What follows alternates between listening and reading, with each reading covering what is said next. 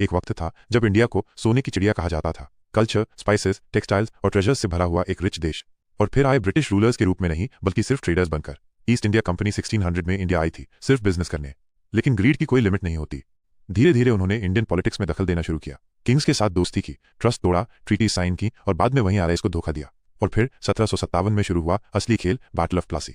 नवाब सिराज उद दौला को उसके ही कमांडर मीर जाफर ने बिट्रे कर दिया। ब्रिटिश कमांडर रॉबर्ट क्लाइव ने बंगाल को जीत लिया और वहीं से ब्रिटिश रूल की शुरुआत हो गई।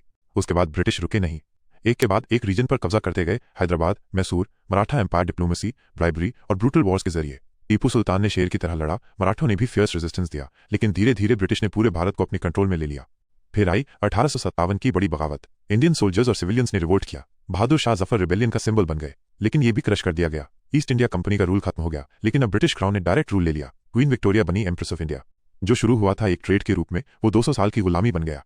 रेलवेज बनाए लेकिन लूट के लिए, लॉज बनाए लेकिन कंट्रोल के लिए। हमारा सोना, हमारी इंडस्ट्रीज, सब कुछ छीन लिया। ब्रिटिश कॉन्क्वेस्ट स्लो था, स्ट्रेटेजिक था और भरपूर धोखे से भरा था। मर्चेंट से मास्टर्स बन गए। और फिर 1947 में हमने अपनी कहानी दोबारा लिखी।